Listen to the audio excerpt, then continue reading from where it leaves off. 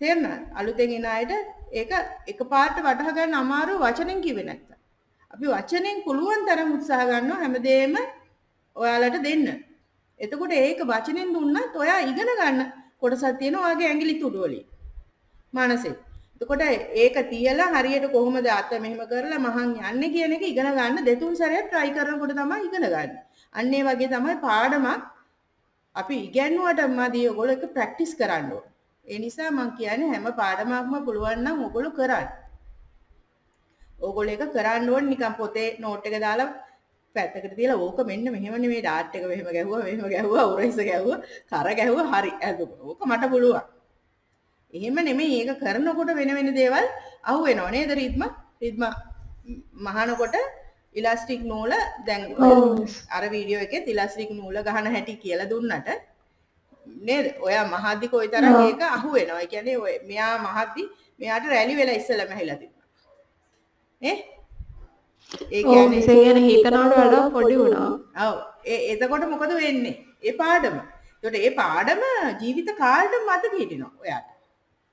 නේද? ඔයා ආයි කරන්නේ නැහැ නේ. ඒක අල්ලනකොට ඉලාස්ටික් එක ගහන් යනකොට ඉලාස්ටික් එක මුලින්ම ගහන් යනකොට රෙද්ද ගානට මැදිලා ගහනවා. ඔව්. ඊට පස්සේ ගහන් යනකොට අර රැල්ලත් එක්ක ඔහොම නැමිලා ගහන්නේ. ඒ රැල්ලත් එක්ක හිටිලා වදිනවා. එතකොට ඇඟිලි තුඩු වලින් ඈත් කරලා ඕනේ ගහන්න නැත්තම් ඒක ටික වෙන්නේ අර ඇඟේ ප්‍රමාණයට වැඩිය හීනි වෙනවා. ඒක එයාට වෙලා එයාට ලෙහන්න උනා. එතකොට ලෙහලා ඔයා දුක් වෙන්න දෙයක් නැහැ නේ. ඔයා ඒ පාඩම ඉගෙන ගන්නවා එතන. ආයි ජීවිතේ කවදාවත් එතන වැරදින්නේ නැහැ. ඒකයි. එතකොට ඒ වගේ දේවල් හැමදේම අපි මේ මනසින් ග්‍රහණය කරගන්න දේවල් නේද? මේ ඇඟිල්ලට දැනෙන දේවල්, කකුලට දැනෙන දේවල් ඈ අපි ෆුට් එක උස්සන්නේ දන හිසෙන්නේ මේකේ.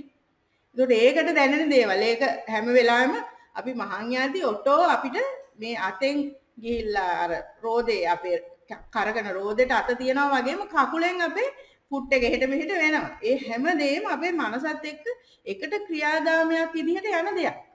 ඒතකොට ඇඟිලිත් ওই විදිහට යනවා. ඒව නවත්තන්න ඕනේ දැන්. ඔන්න මේ ළමයි කිව්වොත් මේ පන්තියේද මන් දන්නේ ළමෙක් මේ ඇඟිල්ල මහගත්තා කියලා. ඉතින් එන්නේ ඒ වගේවත් ඔව් පරිස්සමින් ඇඟිලි මේ මැෂින් එක අස්සට දාගන්න නැතුව නේ ඒ පරිස්සමට යන්න ඕනේ. ඒක තමයි කල්පනාව කියන්නේ. ඉතින් ඒවත් එක්ක ඔයා හිතන්න එපා නෝට් එකක් දාලා බ්ලොක් එකක් ඇඳලා ඔයාට ඉගෙන ගන්න එහෙම ලේසියෙන් කරගන්න බෑ. ඔයා කරන්න. අනිවාර්යෙන් කම්මැලි නොවි. එතකොට දැන් එදා අපි පාඩමේ මොනවාද කරේ? 70 උඩ කොටස කරා නේද? අතයි ඉස්සරහ පිටිපස්ස සම්පූර්ණ කරගත්තා. ඒකේ ගැටලු මොනවා හරි තියෙනවා නම් මට ඔයගොල්ලන් අනිවාර්යයෙන්ම දැන් මේ පාඩම ඉවර වෙලා ඔයගොල්ලන්ගේ ඊමේල් ඇඩ්‍රස් ටික දාන්න. හැමෝගෙම දාපු නැති අය. දාන්න මොනවා හරි ගැටලුවක් තියෙනවා නම් මම එක ළමෙක්වත් හලලා යන්න කැමති නැහැ. මට ඕනේ හැම ළමයාම ඉගෙනගෙන යන්න. ඒ නිසා මොනවා හරි ගැටලුවක් තියෙනවා නම් මට දාන්න මැසේජ් එක මම ඔයගොල්ලන්ට වීඩියෝ හරි දීලා ඔයගොල්ලන්ව කොහොම හරි මේ බෝට්ටුවට දාගන්න හොඳේ. ඒ නිසා දැන් ඒ කියන්නේ මුල මොන හරි ගැටලු තියෙනවා නම් ලියන කොටසේ මම කියපු පාඩමේ එක කොටස් වල පොඩි හරි අඩුපාඩුවක් තියෙනවා නම් ඒව අරගෙන ඉස්සරහට යන්න අමාරුයි. ඒව බේර ගන්න ඕන. හොඳේ. එතකොට වීඩියෝ පාඩමක් හරි අරගෙන කරගන්න. මේ මග අරගන්න එපා. හරිද? හැලෙන්නත් එපා. එතකොට දැන් මම ඕගලන්ට කරනවා සාය කොටස. සායේ ඉදිරිපස පිටිපස කොහොමද අපි හදාගන්නේ කියලා. ඇඟේ ගන්නට.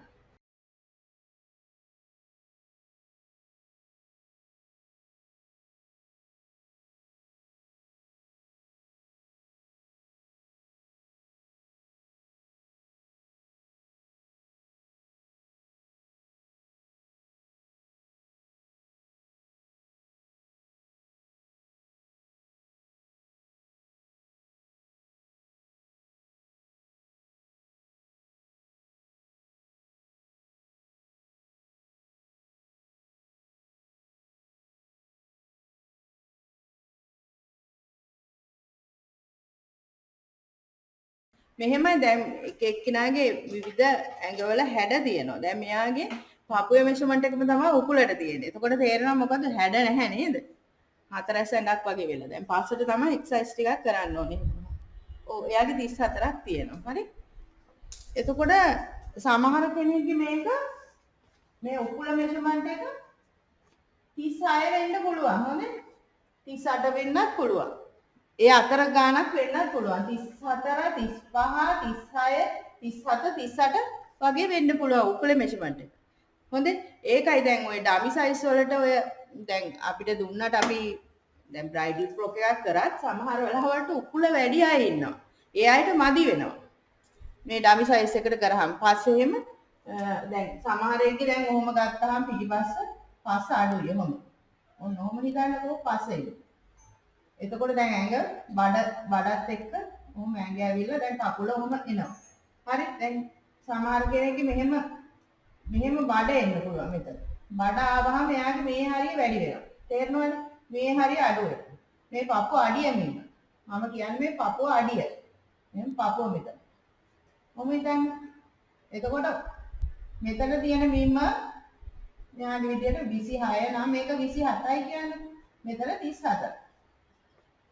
තව කෙනෙක්ගේ මේක මෙන්න මෙහෙම මහත් වෙන්න පුළුවන්. මෙහෙම පස්ස ටිකක් වැඩි වෙලා මෙහෙන් කකුල එහෙම ලොකු වෙලා සමහර කෙනෙක්ගේ කකුල ඔහොම ලොකු වෙනවා. හරිද? පස්ස වැඩි වෙලා. එතකොට එයාගේ 36 38 ඔහොම එනවා. බඩත් එක්ක සමහරුන්ගේ මෙහෙම බඩත් එනවා. මෙහෙම ඇඟ ලොකු වෙන විදිය. එතකොට ඒ පහළ මිම්ම ලොකු වෙනවා අර ගානට හිටින්නේ නැහැ. මෙයාගේ මේ හරිය එච්චර නැහැ. ඒ නිසා එයාගේ 37. එතකොට ඔයාගේ මෙෂර්මන්ට් ඔයා බලන්න ඔයාගේ කොහොමද කියලා අනිත් අයගේ මෙෂර්මන්ට් බලන්න ඒකෙන් අවබෝධය ගන්න පුළුවන් ඔයාලා. දැන් මෙයාගේ මෙෂර්මන්ට් එකට අපි ටයිට් ස්කර්ට් එක හැදුවොත් කොහොමද වෙන්නේ කියලා බලමු. එතකොට මං ඉස්සෙල්ලාම මෙන්න මේ සාය දැන් මෙන්න මේ කොටස තමයි හදන්න යන්නේ. එතකොට මිමි 3ක් අපි හරියට ගන්නවා. මොකක්ද ගන්න මිමි 3? සාය සැකසීම සඳහා අවශ්‍ය මිමි කියලා ලියා ගන්නකො. සාය සැකසීම සඳහා අවශ්‍ය මිමි. මොනවද? 1 ඉන වට. ඉන වට. ඊළඟට 2 පහළ ඉන.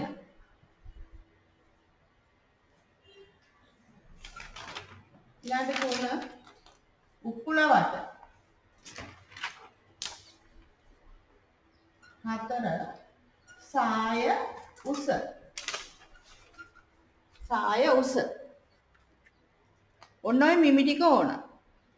ඔයගොල්ලෝ නෝට් එක දාන ගමන් මාත් එක්ක කරනකොට බ්ලොක් අඳින්න කොළ ටිකක් තියාගන්න. හොඳේ? බ්ලොක් අඳින්න කොළ ටිකක් තියාගත්තොත් ඒ සයිස් එකටම ඔයාලට අඳින්න පුළුවන්. මුලින්ම අපි මේ ඉන රේඛාව අඳින්නේ.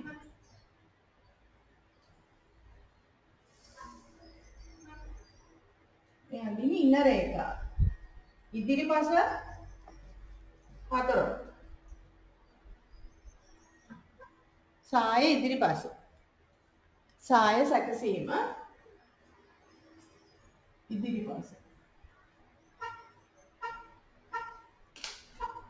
දැන් කියන්න බලන්න මෙන්න මේ ඉර අපි ලකුණු කරන්නේ සායේදී මොකකටද? සායේදී මොකකටද මේ ඉර ලකුණු කරන්නේ? ඔය කැමරාව තියෙන හින්දා තමයි දැන් කැමරාව තියෙන විදිහට තමයි ඔයගොල්ලන් පොඩක් මේ ඇල වෙලා වගේ තියෙන්නේ. නමුත් මේක ඇල නෙමෙයි කෙලින් වා ඉර අඳින්න. මේ ඉරත් කෙලින් අඳින්න හොඳේ. ඒ මගේ බෝඩ් එකේ අර කැමරාවෙන් පේන විදිහ තමයි දැන් ওই විදිහට තියෙන්නේ. නැත්නම් මම මේ කෙලින් අඳින්නේ. ඔය ඇදේට අඳින්න එපා. ඔයා කෙලින් අඳින්න. මේ ඉර මොකක්ද? කියන්න බලන්න. දන්න කෙනෙක් කියන්න. ඒ ඉර මොකක්ද? උර හිසද? ඉන ලකුණු කරන්නේ. ආ ඉන. ඉන රේඛාවනේ. මේ තියෙන්නේ දැන් සායේදී ඉන. මේ තියෙන්නේ මොකක්ද? CF. ඔව්. පෙර මැද. පෙර මැද. එතකොට සාය උසට හරියන්න මෙන්න මේ ඉර ගහ ගන්න ඕන. ඒ කියන්නේ මෙයාගේ සාය උස අඟල් 20ක් නම් අඟල් 20ක් විතර වගේ තියෙන්න ඕන. ඒතකොට ඔයා දැන් පොතේ අඳිනවා නම් පොතේ රූල් ගානට හරියට එහෙමනම් මෙහෙම ඇඳ ගන්න. එහෙම නැත්තම් ඔයා බ්ලොක් එක අඳින්න පොතේ පොඩියට සටහනක් දාගෙන. හරිද? එතකොට ඔන්න මේ උස අපි අඟල් 20ක්. මම 20ක් ලකුණු කරා. හරිද? එතකොට සාය 30යි නම් 30ක්. හරිද? 36ක් නම් 36ක්. සාමාන්‍යයෙන් 20ක් කියන්නේ ධන හිසට වගේ. ඉනේ සිට ධන හිසට වගේ 20ක් විතර තියෙනවා අපි වගේ අයට. ධන හිසෙන් පහළට 23ක් වගේ. හරිද?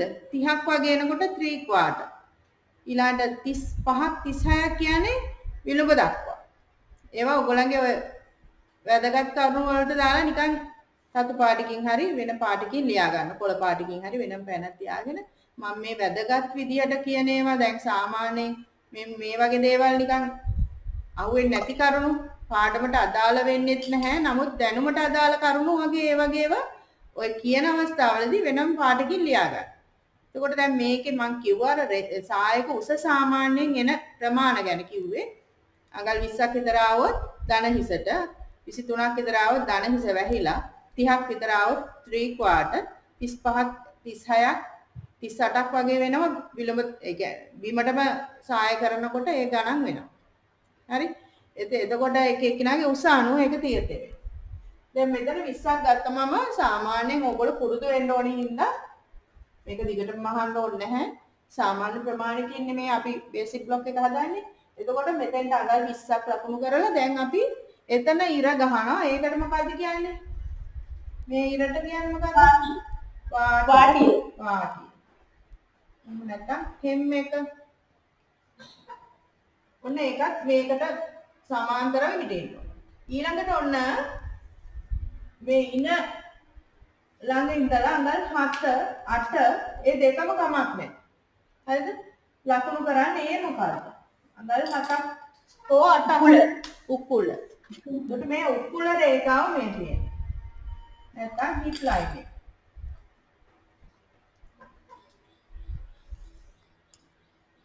හරිද? උකුල.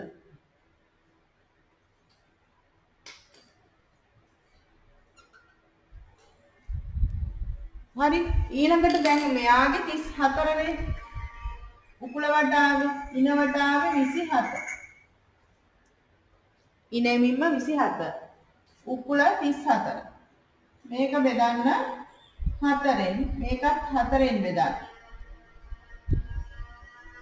එතකොට මෙතන එනවා 6යි 4ෙන් 3 මෙහෙම අරගෙන 27 දෙකට බෙදුවාම 13මාරයි නේද අපි අර නමා ගන්නේ 27 දන්නේ නැති කෙනෙක්ට මෙන්න මේ විදිහට දෙකට නම්මලා අතකදී මම එදා කියලා දුන්නා ඊළඟට 13 මාර නැවත දෙකට නැමුවාම 6යි 4ෙන් 3යි එතකොට ඔන්න 6යි 4ෙන් 3යි ආයෙ මම එකතු කරනවා අඟල් එකක් ඒයි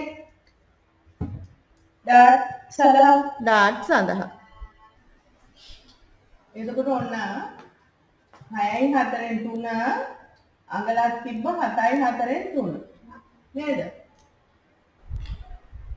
7යි 4ෙන් 3 ඊළඟට 34 මින්ම 4ෙන් බෙදුවාම 8මාරයි ඔන්න මම 8මාර ලකුණු කරා මෙතන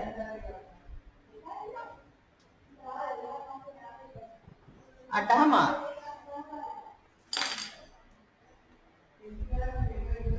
හරි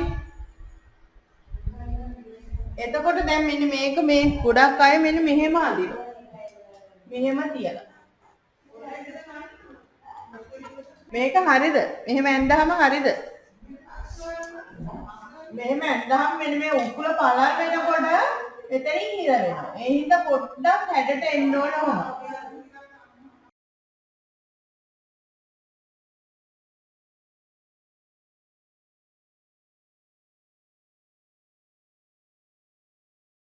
ඊට පස්සේ මේක කෙලින්ම ඔයාලට පුළුවන් මෙහෙම පහලට ගන්න කෙලින්ම. එතකොට මෙතරක් බිම්ම කීයද 8මාර. ඊට පස්සේ ඔයාලට මතකනේ මේ මෙතන අපි ඩාට් පල්ල ගත්තේ අඟල් 7 බෙදාගත්තේ. ඒකම මේකෙත් ලකුණු කරන්න දෙකෙන් බෙදලා. එතකොට 3මාර. තුනමාරනේ ඒකම උන් පහලට සුට්ටක් අඟල් 4මාරක් විතර වගේ ගැහුවොත් ඇති පහලට අඟල් 4මාරක් විතර ගැහුවොත් ඇති. හරිද? ගොඩාක් දිගට ගහන්න ඕනේ නැහැ. ඩාට් එක අඟල් 4මාර. ඊට පස්සේ දෙපැත්තට අඟල් භාගේ තියලා මේ ඩාට් එක වාට පුළුවන් ඕම සම්පූර්ණ කරන්න. දැන් කාටවත් ප්‍රශ්නයක් ඇති වුනේ නැද්ද? ඇයි මේ මෙන්න මේ පහළ ඉන වටක් මෙතන දැම්මේ කියලා? කාටවත් ප්‍රශ්නයක් ආවේ නැද්ද? මෙතෙන්ට දැම්ම ඒක ගත්තෙත් නැහැ. ඉන්නට හදලා දැම්මා කියලා. ආවේ නැද්ද කාටවත් එහෙම ප්‍රශ්නයක්? පහළ ඉන්නවට ගත්තේ නෑ. ඔව්. පහළ ඉනවට මෙයාගේ මම අරන් තියෙනවා 39ක් මේ 29ක්. 29. මෙතන 27ක්. මෙතන 34ක්. හරිද? ඊළඟට මේ 36 නම් මේ මන් නිකන් ලිව්වේ. ඊළඟට උස 20. ඔය ටිකනේ මෙමි ටික අපි ගත්තා. එතකොට ඇයි මේක ගත්තේ නැත්තේ කියලා ප්‍රශ්නයක් ආවේ නැද්ද? ඒක දැන් මෙහෙමයි පුතේ. හරිද? දැන් මෙතන ඉඳලා මෙහෙම ඉනට ඇවිල්ලා ඉනෙන් පහලටනේ සායමක එන්නේ. දැන් අපි මේ ගවුමක්නේ කරන්නේ. එතකොට ගවුමක් කරනකොට මතක තියාගන්න ගවුමේ ඉනට නම් උසට ගත්තේ එතන ඉඳලා තමයි සාය නිර්මාණය වෙන්නේ. හරිද? දැන් තේරුණාද? ගවුමේ ඒ කියන්නේ කඳ කොටසේ උස 16ටනේ ගත්තේ නේද? එතකොට එතන ඉඳලා ඕනේ අපි සායේදී ඉන අරගෙන උස නිර්මාණය කරන්න. නමුත් අපි අදින සායකදී එහෙම නෙමෙයි. අපි සාය වෙනම අදින්නේ බ්ලවුස් වලට. එතනදී මෙන්න මේ මිම්ම තමයි ගන්නෙ. එන්න මේ. එතනදී අදින්නේ නැහැ එතෙන්ට. හැබැයි සමහර අවස්ථාවල සාය ඉන උඩින් අදින වෙලාවල් තියෙනවනේ. කලිසම් ජම්ප් සූට් වලදී එහෙම. නේද? ජම්ප් සූට් වලදී 3 ක්වාටර් වලදී සමහර විට කඳට අපි සෙට් කරන ඒවා තියෙන්නේ. කඳට සෙට් කරන ඒවාදී ඔය ඉන මිම්ම අරගෙන තමයි හදන්නේ මේක. තේරෙනව නේද? එතනදී ඉන වෙන්නේ නේද? එතන ඉන තමයි ගන්න ඕනේ. හැබැයි අපි සාය වෙනම අදීද්දි මොකද වෙන්නේ? ඔය ගොඩක් අය වරද්ද ගන්න තැනක්. අපි සාය මහද්දී අපි ඉන මිම්ම අරගෙන සාය මහනවනේ. හැබැයි අඳින්නේ කොහෙද? පහළ ඉන්නේ. පහළ ඉන්නේ අඳිනකොට අර ඉන මිම්මට සාය මහල අඳින්න ගියාම සාය උස වෙනවා. වගේම අපේ මිම්ම මදි වෙනවා. සාය හිර වෙනවා. ඒකට හේතුව මෙතන මිම්මට වැඩිය මෙතන මිම්ම මොකද වෙලා තියෙන්නේ? වැඩි. උකුල අපේ හැඩයි. උකුල මෙහෙම නෑනේ නේ. දැන් හිතන්න අපේ ඇඟ ඔහොම. ඕකනේ යන්නේ ඇඟ. එතකොට දැන් ඉන කියන්නේ මේ හීනිතයි. නේද? එතකොට අපි දැන් ඇඳුම මහද්දී අපි මේ විදිහට අත ඔය විදිහට ඩාට්ස් දාලා ඇඳුම නිර්මාණය කරනවා ඉන. ගවුම මහද්දී ගවුම සාය නිර්මාණය වෙනවා. නේද? මේ පැත්ත ඇඳේ නැහැ කමක් නැහැ නේ. ඔහොම එනවා. හරිද? හැබැයි අපි සාය වෙනම අඳින්නේ මෙන්න මෙතෙන්ට. මේ බුරිය ළඟට. නේද? එතකොට මෙතන ඉන කීයද දැන් මෙයාගේ ඇවිල්ලා තියෙන්නේ 27යි. මෙතන ඉන 29යි. තේරෙනවද ඒක? පහලින් ටිකක් පළල්නේ අපේ ඇඟ හැඩයි. හැඩ වෙනකොට අපි මෙතෙන්ට බෙල්ට් එක දානකොට මේ ගානට එන්න ඕන. උසත් මේ ගාන වෙනස් වෙනවා. නේද? උස මෙතන ඉඳලා මෙතෙන්ට කීයද? වැඩිනේ. මේක අඩුයි. නේද? ඒ වගේ පොඩි ඒවා ඔයගලන්ට අමතක වෙන තැන. හරිද? ඒ අමතක වෙන තැන තමයි මම මේ කිව්වේ. දැන් ගවුමේදී අපි මෙහෙම කරාට සායේදී වෙනස් වෙනවා. දැන් මෙන්න මේ වගේ මෙහෙම ඇවිල්ලා මෙහෙම එනකොට මේකට කියනවා පෙන්සිල් ස්කර්ට් එකක් කියලා. පෙන්සිල් හැඩය. මෙහෙම මේ වගේ කෙලින් එන ඒ ඇඳුම නිර්මාණය වෙන්නේ ඔන්න ඔහොම කෙලින්. හැඩ නැහැ. හරිද? පෙන්සිල් ස්කර්ට් එකක් මේ විදිහට ඇවිල්ලා මෙතන අටහමාර නම් මෙතනත් අටහමාර අරන් හදන්න. දැන් මෙතන නැම්මටනේ මේක දිගෑරියාම ඔහොම හිටියේ. මේ ඉදිරිපස මේකේ තව පොඩි වෙනසක් කරන්න තියෙනවා. ඉදිරිපස ඔයගොල්ලෝ දැක්කලා ඇති ඇඳුමක් ඇඳහම ඔයගොල්ලන්ගේ මෙන්න මේ බඩ ළඟම රැල්ලක් දෙකක් එනවා. මෙන්න මේ වගේ රැල්ලක්. මේ රැල්ල අඩු කරන්න පුළුවන්. මෙන්න මෙතනින් ඔයා මේ සායේ මෙන්න මෙතන කට් එකක් දීලා ඔන්න ඔහම හදාගන්න. හරිද? ඉදිරිපස විතරයි ඒක. පිටිපසට නෑ. ඉදිරිපසදී අඟලක් විතර වගේ. ඔක අපි වගේ මහත කෙනෙක්ගේ එකහමාරක් විතර හැඩ කරනවා. දැන් මේක කෙට්ටු නිසා මෙයාට අඟලක් විතර ඇති. හරිද? ඔයා අපි වගේ කෙනෙකුට කරනකොට අඟල් එකහමාරක් විතර මේක හැඩ කරලා ඕම ගන්න පුළුවන් ඔයාට. අන්ඩර්ස්කර්ට් එහෙම නිර්මාණය වෙනකොට කොහොමද හැදෙන්නේ?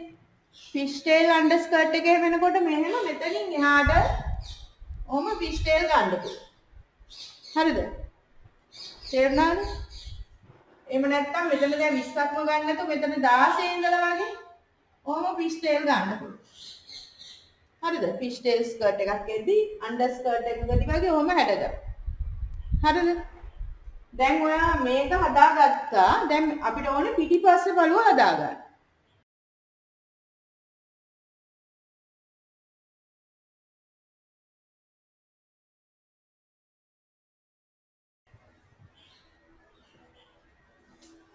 එහෙම වැඩි හිතන්න එපා දැන්. දැන් ඔක ඇඳගත්තනේ ඔයා. දැන් අපි පිටිපස්සත් ඇඳගමු. මේකේ පිටිපස්ස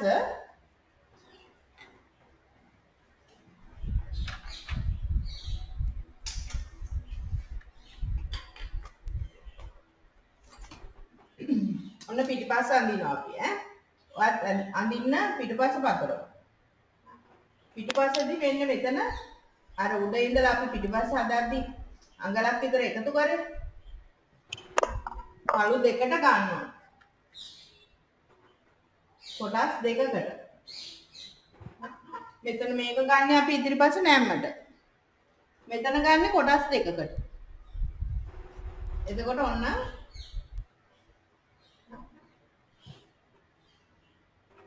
ඒකත් මේර අඟල් 20ක් විතර තියාගන්න.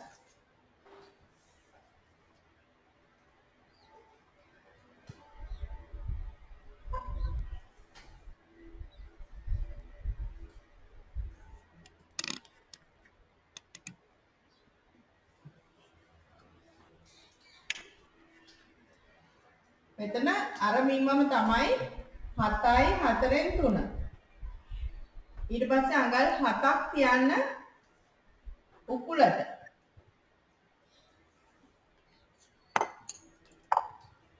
උකුලට.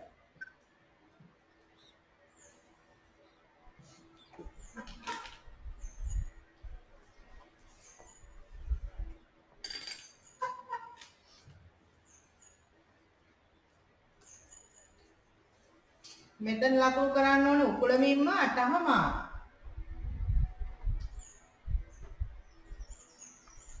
මෙතනත් 8මාර.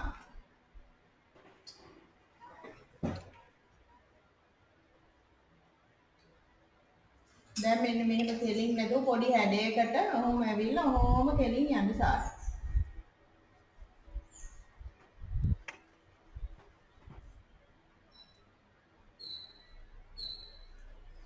ඊළඟ 3මාරක් ලකුණු කරනවා. ඩාට් එකට අඟල් 4මාරක් උසට ඩාට් එක ඇඳ ගන්න. අඟල් භාගි දෙපැත්තට තියලා ඇඳ ගන්න ඩාට් එක.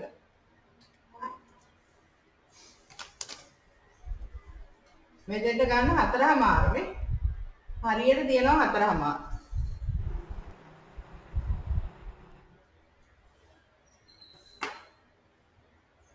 එතකොට මේකේ මැහුම් වාසි අපි තියාගමු කොහොමද මැහුම් වාසි?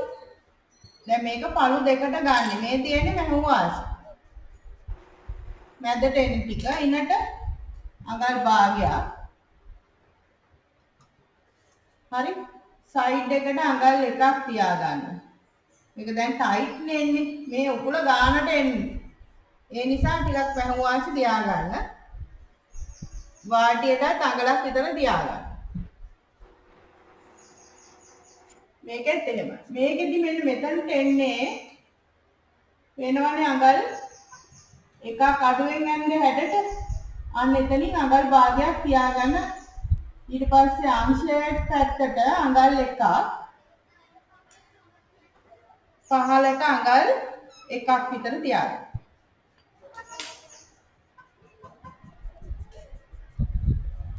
හරිද?